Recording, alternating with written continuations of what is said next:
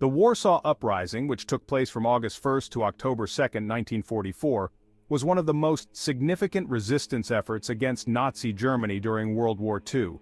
It was orchestrated by the Polish underground resistance movement, the Home Army, also known as Armia Krajowa, as part of a larger national uprising against the German occupation of Poland.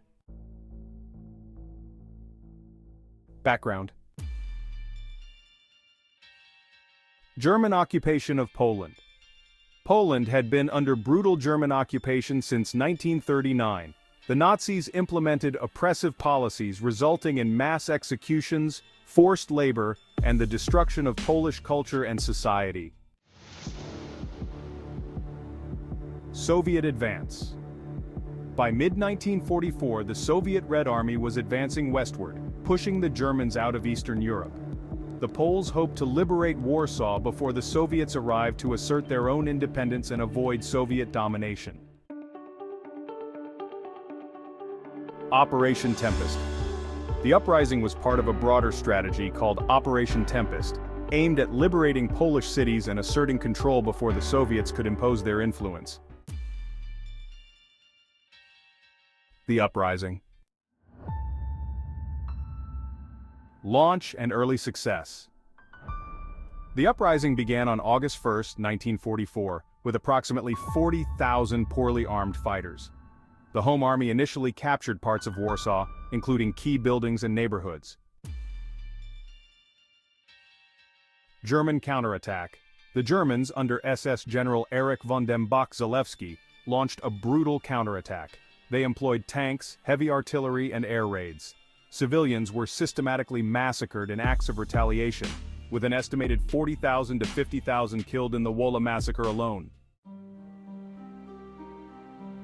Soviet inaction. Despite being nearby, the Red Army halted its advance on the east bank of the Vistula River, and did not provide substantial aid.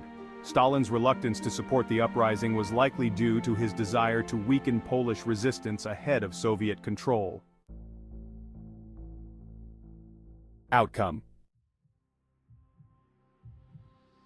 Defeat. After 63 days of fierce fighting, the Poles were forced to surrender. The city was left in ruins and its population suffered catastrophic losses. Approximately 16,000 resistance fighters and 150,000 to 200,000 civilians were killed.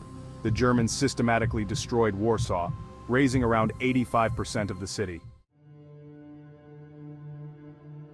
Humanitarian crisis.